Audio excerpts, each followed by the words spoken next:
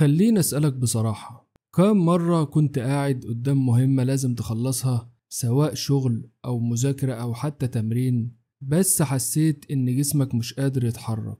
تبدأ تدور على أي حاجة تانية تعملها، ترد على رسالة، تفتح انستجرام، تمسح الموبايل، أي حاجة تعملها إلا المهمة الأصلية. لو حصل لك ده أنت مش لوحدك، التسويف مش كسل ومش ضعف إرادة، في تفسير علمي ورا اللي بيحصل ده.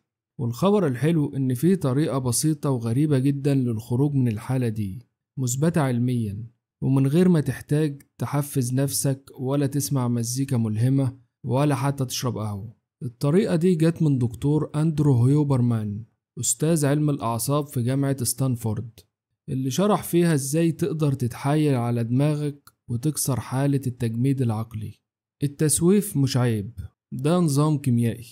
أول حاجة لازم نفهمها، كل مرة بنعمل فيها حاجة مريحة أو ممتعة زي الأكل أو فتح الموبايل، الدماغ بيفرز مادة اسمها الدوبامين، دي المادة المسؤولة عن التحفيز والمكافأة. بس بعد قمة الدوبامين بيجي دايما حاجة اسمها دوبامين كراش، اللي هو منخفض الدوبامين. المرحلة دي بتخلي أي حاجة تانية تحسها تقيلة ومملة حتى لو كانت مهمة وضرورية. وهنا بيبدأ التسويف، مش لأنك مش عاوز تنجز، لكن لأن دماغك حرفيا مش جاهز. دكتور هيوبرمان بيقول كلما زادت حدة قمة الدوبامين زاد عمق المنخفض بعدها، وقلت قدرتك على التركيز أو العمل. يعني كل ما بدأت اليوم بتصفح أو لعبة أو حاجة ممتعة، هتلاقي نفسك بعد كده بتسوف أكتر. طيب نخرج من الحالة دي إزاي؟ الحالة مش إنك تستنى تتحفز، ولا تحاول تضحك على نفسك بحاجة زي ترتيب مكتب أو فتح اللابتوب من غير ما تشتغل. الحل الحقيقي تعمل حاجة أصعب من الحالة اللي انت فيها دلوقتي. دكتور هيوبرمان بيقول الخروج من منخفض الدوبامين بيكون أسرع لما تدخل جسمك في حالة تحدي أو ألم آمن. يعني إيه ألم آمن؟ يعني نشاط صعب جسديا أو غير مريح نفسيا لكن مفيهوش ضرر، زي مثلا دش بارد لمدة 30 ثانية، دقيقتين تمارين عالية الكثافة، ضغط أو بلانك أو سكوات سريع، تنفس سريع أو تنفس بوكس. المهم إنك تغير كيمياء جسمك بسرعة فتخرج من التجميد ويبدأ مخك يشتغل. أمثلة حقيقية من الناس، ناس كتير جربت الطريقة دي وبتقول إنها غيرت يومهم بالكامل.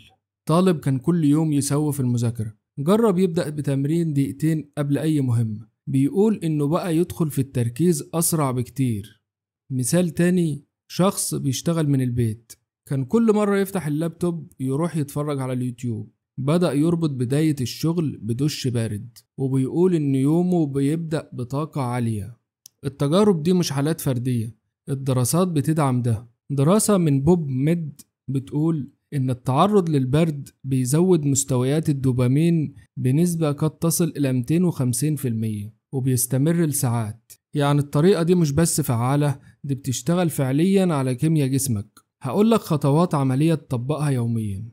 1. أول ما تحس إنك بتسوف وقف وفكر، اسأل نفسك هو أنا في حالة دوبامين منخفض؟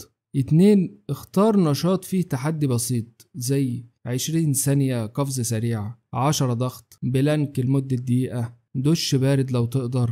3. ابدأ المهمة فورا بعد النشاط، لأن اللحظة دي فيها دفع الدوبامين كافية للانطلاق. 4. كرر الطريقة دي كل ما تحس بتسويف لحد ما جسمك يتعود يبدأ النشاط بسرعة. في النهاية التسويف مش ضعف فيك، ده نظام عصبي ممكن تتحايل عليه. كل اللي محتاجه إنك تتعامل مع نفسك كجهاز عصبي ذكي مش آلة كسلانة. واللي عرفناه النهاردة هو التسويف نقص دوبامين، العلاج نشاط صعب آمن يرفع الدوبامين، النتيجة انطلاقة أسرع، تركيز أقوى، وإنجاز حقيقي. لو عجبتك الفكرة شارك الفيديو مع حد دايما بيأجل كل حاجة، واشترك في دماغ تانية عشان كل أسبوع هنفهم جسمنا وعقلنا بطريقة مدهشة وعلمية.